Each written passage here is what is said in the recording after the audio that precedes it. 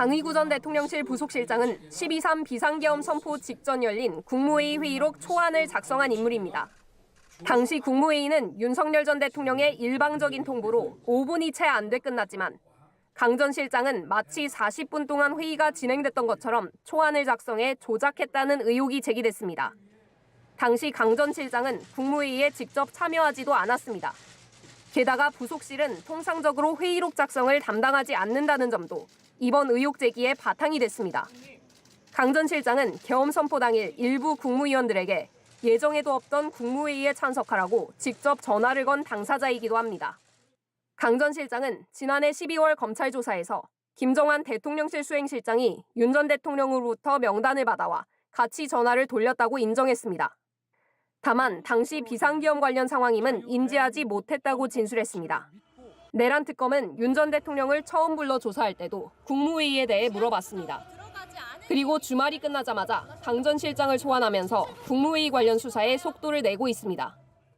내란 특검은 윤 전 대통령이 국무위원들의 계엄 심의권을 침해했다며 직권남용 혐의로 추가 입건할지 검토 중인데 예정된 2차 조사에서도 관련 내용을 집중적으로 따져 물을 것으로 예상됩니다. JTBC 김혜리입니다. 이 강의구 실장이 조사 받으면서 무슨 이야기를 했냐면 내가 12월 5일 개엄 이틀 후에 김주현 대통령실 민정수석에게 이야기를 들었는데 김주현이 이렇게 묻더라. 대통령의 국법상 행위는 문서로 해야 되는데 비상계엄 관련 문서가 있느냐라는 질문을 받았다는 거예요. 아차 싶어가지고 아차 싶었다고요? 그래서 자기 조문을 확인한 다음에 비상계엄 선포 문건을 만들어가지고 이걸 들고 한덕수 총리에게 갔다.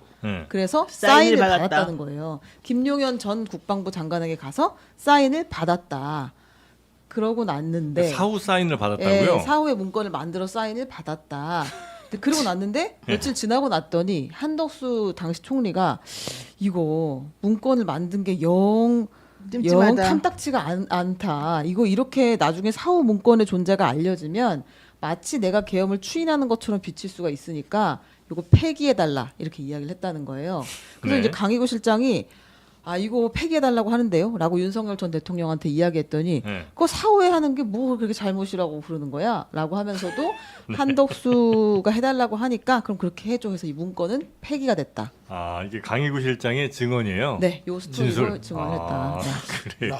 이 증언이 사실이면 한덕수 큰일 났네. 한덕수 총리가 애초에 본인은 계엄에 반대했다. 그런 류의 이야기들을 많이 했거든요.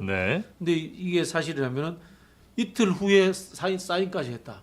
그러니까 이틀은 그러니까 12월 5일이면 이제 일단 계엄 상황 정리되고 그 이제 큰일 난 상황이잖아요. 이제 이쪽이. 근데 여기다 대고 그 사인을 추인하는 사인을 이걸 했으면 진짜. 그러면 이틀 후에 사인했을 정도면 당일에는 더 적극적이었을 수도 있다라는 생각이 드는 거 아니겠습니까? 그러니까 이틀에 사인을 했다는 거는 어떻게든 법적인 문제를 피하고 싶은 마음에 본인도 이제 피하고 싶으니까 뭐 법적으로 문제될 거 하여튼 최소한 없애보려고는 했는데 하고 보니까 가만히 있어봐 이렇게 되면 내가 완전 콧깨게 생겼네 이제 이런 그러니까 정도. 이제 국무회의라는 회의의 절차적 정당성을 만들어주기 위해서는 사인을 하는 게 맞는데 근데 이거 자체가 불법 계엄을 위한 회의였기 때문에 여기에 대해서 본인이 동의했느냐 안 했느냐라는 더 큰 문제로 비화될 수 있습니다. 그러니까 이게 더 중요한 게 실제 그때까지 이 절차가 뭔가 문제가 있다는 걸 자기네끼리 다 인식했다는 거죠. 그러네요. 절차의 위법성을 스스로 다 인식을 하고 있는 상황에서 사후적으로 이 절차의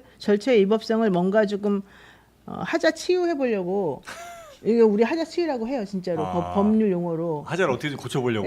그 치유를 해보려고 꼼수를 부리다가 일단은 실행에 옮겼어요. 기수가 됐어요. 근데 그러고 난데 보니까 이게 더 문제래.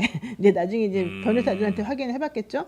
그러고 나니까 이거 없애버려. 폐기해서 아예 안 만든 것처럼 해버리자. 이래가지고 증거 인멸죄까지 이제 집어넣어버린 거예요. 공연 기록물까지 다 손상시키면서.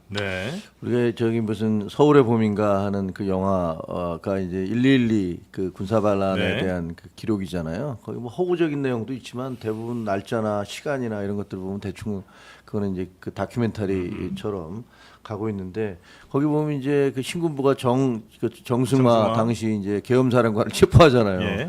대통령과 국방장관의 결재가 있어야 되는데 그게 없어. 사후 결재 맞죠? 네, 그게 없으니까 사후에 가서 대통령한테 계속 맞아. 겁박을 하는데 대통령이 못하겠다고 그러니까 최규하 대통령이 못하겠다니까 신군부가 다 밀려 들어가갖고 나중에 그 결재를 받잖아요. 네. 나중에 결재를 받으니까 그 최규하 대통령이 자기도 책임지기 싫으니까 새벽 5시 몇 분에 시간 했다라고 줬죠. 서명을 써놔. 하고 그냥 쓴단 말이에요. 그리고 대사도 사후 결재입니다. 이렇게 그렇죠. 그때 대사 했던 거. 그러니까 그게 이제 나중에 보면 그때 당시 그게 기록이잖아요. 대통령은 나는 가담한 게 아니야. 나는 사후에 어쩔 수 없이 한 거야라고 이제 기록을 남긴 건데 이게 뭐 우리가 그냥 흔히 역사는 한 번은 비극으로 한 번은 희극으로 되풀이된다고 그러지만 보면 이게 진짜 비슷한 완전히 양상이 다른. 그때는 대통령이 버텼던 거고 이번에는 대통령이 앞장서서 자기가 했던 건데 다른 사람들과의 뭐 마찰이나 혹은 이게 매끄럽지 못한 이런 과정들이 진행됐던 뭐 이런 게 지금 이제 수사 과정에서 하나씩 드러나고 있는 건데 다 드러나면 또 볼만하겠죠. 뭐 웃긴 일 많을 거예요. 네. 한덕수 전 총리는 지금은 조용히 있는 거죠 지금? 네, 그런데 특검에서 요 네. 그 문건 폐기 관련해서도 이 의혹도 조사를 하겠다고 이야기했어요. 네. 지금 조용하지도 않아요. 유튜브 고소해가지고 시끄럽잖아요. 아, 네. 오윤혜 오윤혜 씨. 씨를 한덕수 전 명예훼손이었나? 총리가 뭐 네, 그랬죠? 근데 4월달에 오윤혜 씨가 라디오에 나가가지고 네. 뭐 이제 고위공직자인 한덕수 총리가 이렇게 비싼 고급 호텔에서 식사를 자주 하신다고 들었다. 네. 우리 국민들은 힘든데 이렇게 해서 되겠느냐? 뭐 이제 이런 얘기를 하니까. 네. 나 자주 가서 먹는 것도 아니고 내가 그런 사람도 아닌데 나의 명예를 훼손했다 하면서 이제 고소를 했고 그래서 어젠가 이 조사받았죠? 조사를 요- 어제 요윤혜 씨. 받아서 이제 네. 이게 또 다시 또